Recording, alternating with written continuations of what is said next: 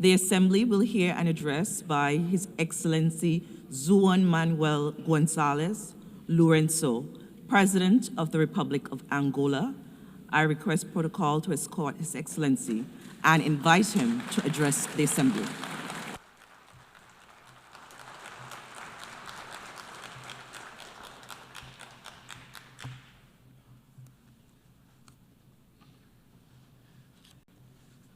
Sua Excelência, Presidente da Assembleia Geral,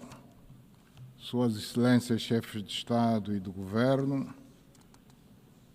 Excelentíssimos Senhores Chefes de Delegações, minhas senhoras, meus senhores.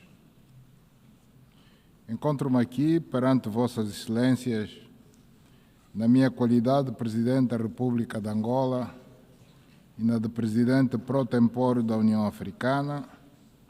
para falar do meu país, das nossas percepções sobre a evolução dos acontecimentos que se registram neste nosso mundo cada vez mais conturbado e abordar também as questões que dizem respeito à África, este continente que mobiliza as nossas energias e forças para encontrarmos as soluções para o fazer despertar de uma vez por todas para o desenvolvimento. Permitam-me que felicite Sua Excelência Ana Liana Baerbock pela sua eleição ao cargo de Presidente da Assembleia Geral das Nações Unidas, convencido de que a sua experiência e os conhecimentos que acumulou ao longo das diferentes funções que exerceu com grande mestria vão assegurar o êxito do trabalho que assumiu desde o início deste mês de setembro. Felicito igualmente o seu antecessor, Sua Excelência Philemon Yang, pela forma assertiva como dirigiu a Assembleia Geral no último ano, em que colocou todo o seu empenho para fazer funcionar este órgão com louvável eficiência, facto que é merecedor do reconhecimento de todos nós pelos resultados positivos alcançados no decurso do seu mandato. Não posso deixar de mencionar Sua Excelência António Guterres, Secretário-Geral das Nações Unidas, pelo papel que tem sabido desempenhar com um grande sentido de compromisso em que subjaz a sua apreciável qualidade de homem de diálogo e de paz no meio das complexidades geopolíticas atuais. Senhor Presidente, Excelências, transcorreram 80 anos desde que, por imperativos dessa época, um conjunto de países e seus respectivos líderes tomaram a sábia decisão de fundar a Organização das Nações Unidas, que vem conseguindo desde então, entre momentos mais tumultuosos e outros não tanto assim, desempenhar o seu grande papel de manter a paz e a estabilidade mundial, contribuir para o desenvolvimento da humanidade, para a preservação e aprofundamento do respeito pelos direitos humanos. Esta é uma grande conquista dos povos do nosso planeta, que não pode ser descurada e nem subestimada por nenhum poder, por líderes políticos ou outros, sob pena de, na base da exacerbação de visões e interesses egocêntricos, deitarmos a perder os benefícios da paz que nos foram legados por mulheres e homens que, ao longo do tempo, nos conduziram até aqui num ambiente de harmonia e conciliação global. Este percurso nem sempre foi feito de forma linear, mas nos momentos mais críticos, a sensatez sobrepôs-se aos piores impulsos de uma conflagração de grande escala, tendo isto sido possível pelo diálogo contínuo como único fator capaz de aplanar divergências, superar obstáculos e serenar os espíritos mais conturbados e belicosos. Nos dias de hoje, estas lições do passado têm um inestimável valor e devem ser as únicas referências a guiar-nos para caminhos que nos levem à solução dos conflitos em África, na Europa, no Médio Oriente, na América Latina, na Ásia e onde quer que eles existam. No contexto incerto em que estamos a celebrar o 80º aniversário das Nações Unidas, o tema Melhor Juntos, 80 anos e mais para a paz, o desenvolvimento e os direitos humanos, ganha uma dimensão que nos convida a refletir sobre o significado profundo do apelo da Senhora Presidente da Assembleia Geral à renovação do multilateralismo e da ação solidária dentro de um quadro de ações comuns e complementares executadas por uma Organização das Nações Unidas mais ágil, eficaz e responsável, tal como concebido no roteiro Initiative Haiti do Secretário-Geral. Diante destas perspectivas, é urgente que revitalizemos as Nações Unidas e que a façamos sair da intrincada situação em que se encontra para resgatarmos o papel ativo que sempre exerceu e que foi de utilidade inegável para que, durante a Guerra Fria, não nos sentíssemos tão próximos de uma conflagração global como ocorre neste momento, com a grande dissonância que se verifica nas relações internacionais. As principais potências mundiais tendem a caminhar de costas voltadas umas para outras, distanciando-se dos pontos de convergência mínimos que as fariam manter-se vinculadas ao compromisso de privilegiar primordialmente o diálogo e a concertação. Os desafios de hoje nos colocam diante da escolha entre fazer tudo para preservar a paz ou enfrentar a guerra, com todas as suas consequências e assim comprometermos o futuro da humanidade. Aquelas potências mundiais que no passado jogaram um papel crucial para a libertação da Europa e dos europeus das garras do nazismo, do fascismo e também para a libertação da África e dos africanos do regime do apartheid da África do Sul, não podem comportar-se hoje de forma diferente, agredindo outros países, invadindo e anexando territórios alheios, nem mesmo financiar e organizar a subversão que pode levar ao derrubo de governos legítimos, como constatamos atualmente no nosso próprio continente. Com este precedente perigoso, nenhuma instituição regional, continental ou mundial terá daqui para frente a autoridade moral para chamar à razão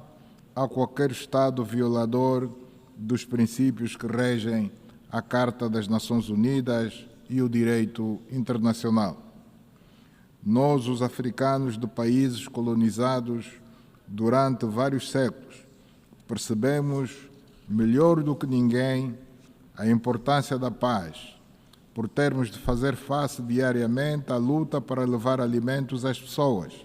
água potável, saúde, educação e outros bens essenciais fundamentais, o que gera uma sensibilidade especial sobre a incidência nefasta da insegurança e da instabilidade sobre a realização dos nossos objetivos e projetos de desenvolvimento. Esta realidade agrava-se ainda mais com os múltiplos conflitos e guerras que assolam países e regiões do mundo, de onde esperávamos encontrar cooperação e um intercâmbio frutuoso, a fim de superarmos as nossas dificuldades e contribuirmos com os nossos imensos recursos e capacidades para a prosperidade mundial. É nesta base que a República de Angola tem procurado prestar uma contribuição honesta e genuína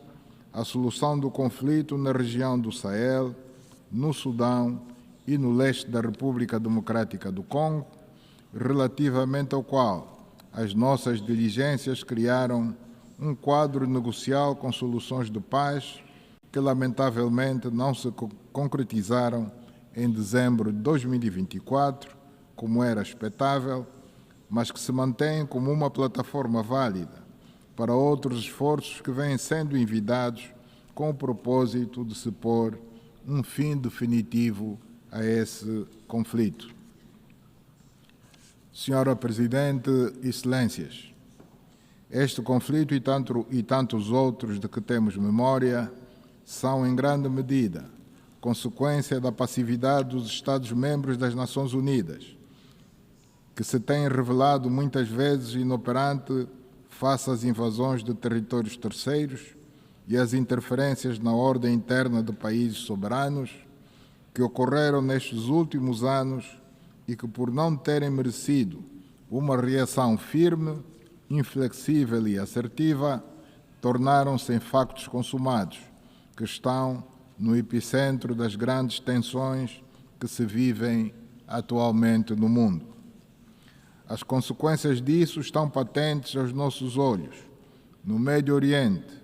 onde o incumprimento sistemático das pertinentes resoluções do Conselho de Segurança das Nações Unidas sobre a criação do Estado da Palestina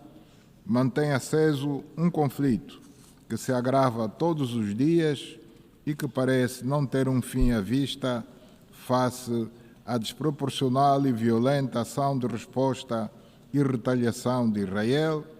que, tendo direito à sua existência como um Estado e a exigir a libertação dos ainda reféns do trágico 7 de outubro, não se lhe pode, contudo, permitir que desenvolva na Palestina e particularmente na faixa de Gaza uma política de extermínio de todo um povo. O povo palestino, que não pode ser confundido com o Hamas,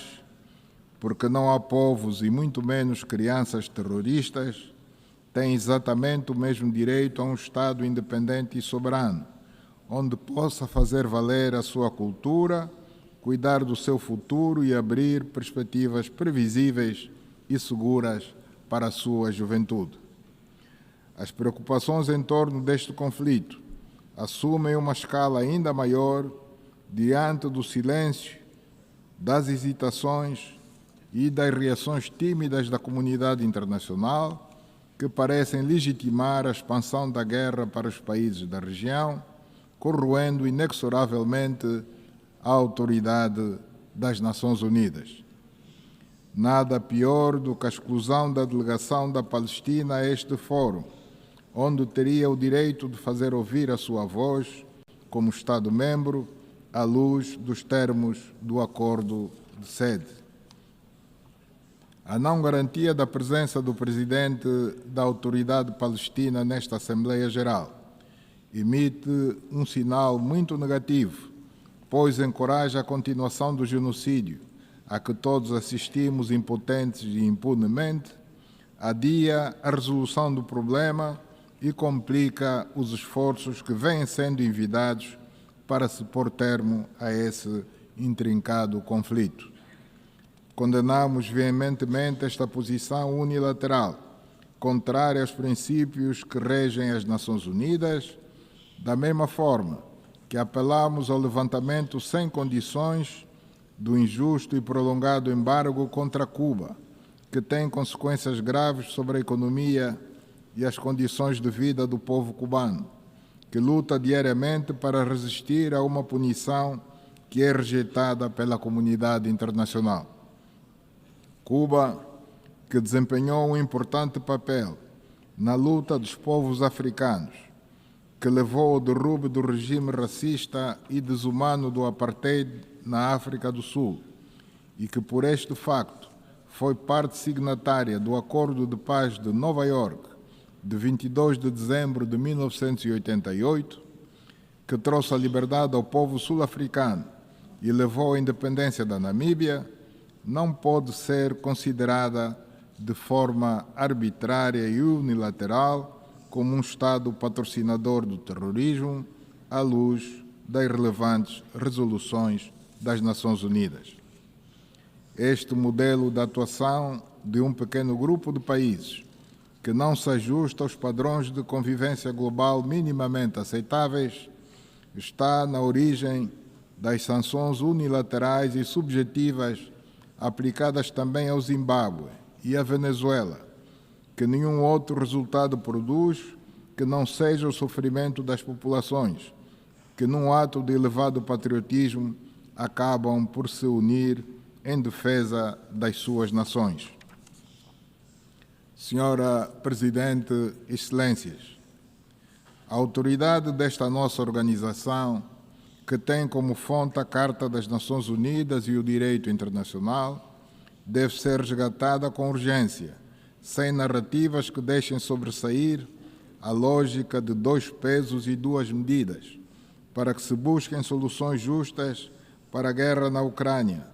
ou que se reforcem as que estão em perspectiva desde a reunião do Alasca. Sendo a Ucrânia um país europeu, depois que o presidente Trump teve o pragmatismo de se encontrar com o presidente Putin, sem prejuízo da necessidade de haver negociações diretas entre a Rússia e a Ucrânia, seria de se esperar que os líderes europeus procurassem também, no interesse da paz e segurança da Europa, igualmente dialogar não só com o presidente Zelensky, como também com o presidente Putin. Não nos podemos dar o luxo de desperdiçar esta oportunidade, sob pena de, em caso contrário, virmos a assistir a uma escalada com proporções e consequências imprevisíveis, não só na Europa, onde as forças vivas devem abandonar os perigosos cálculos assentes na ideia da vitória militar, com base na fragilização das capacidades adversárias. É diante das dificuldades atuais e da crise que o mundo atravessa que as Nações Unidas devem ressurgir e passar a ser mais atuantes para evitar que se dilua o seu papel como principal entidade de governação global e se transforme numa instituição incapaz de assegurar a paz mundial, sendo nossa responsabilidade, como Estados e nações soberanas, não a deixar sucumbir. As Nações Unidas, na sua forma atual, são a única organização com capacidade para agir em nome de todos nós, em busca de consensos mundiais, a favor da paz e com legitimidade de chamar à razão os Estados-membros que desvirtuarem os seus fundamentos na forma como atuam na cena internacional. Por isso, devemos preservá-la a todo custo e adaptá-la às realidades do mundo contemporâneo na base de reformas que se impõem com urgência. Neste aspecto muito particular, defendo a reforma do Conselho de Segurança nos termos da posição comum africana, plasmada no Consenso de Esulini e na Declaração de Sirte, adotados há 20 anos e que prevêem 2 assentos permanentes e 5 não permanentes para o continente africano, num Conselho de Segurança alargado, mais representativo e consentâneo com a realidade geopolítica contemporânea. Sem este passo imprescindível, que já leva um atraso dificilmente justificável, não poderemos assegurar a concretização do Pacto para o Futuro adotado no ano passado,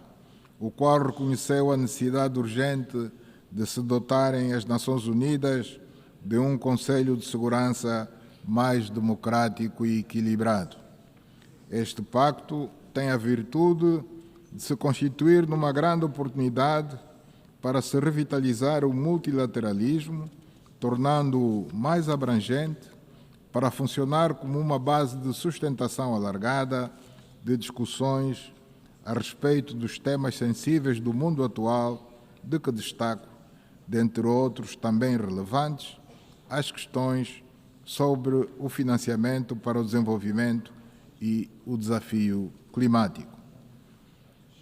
Sobre matérias relativas ao apoio ao desenvolvimento, há muito o que discutir, mas também é justo que se dê realce aos passos recentes que foram dados com a adoção do Compromisso de Sevilha, alcançado na 4ª Conferência sobre o Financiamento para o Desenvolvimento, no âmbito do qual se preconiza a reforma urgente das instituições financeiras internacionais, de modo a torná-las mais representativas, inclusivas e capazes de atender às ingentes necessidades dos países em vias de desenvolvimento, especialmente os de África. Estou em crer que este instrumento, associado ao Pacto do Futuro, à Convenção Fiscal das Nações Unidas e à Convenção da Dívida das Nações Unidas, ainda em discussão, funcionarão em conjunto como uma plataforma de cariz político, financeiro e normativo, que dará um impulso significativo à concretização dos Objetivos de Desenvolvimento Sustentável.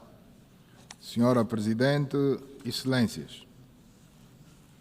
é essencial que encaremos a crise climática como a maior ameaça existencial do nosso tempo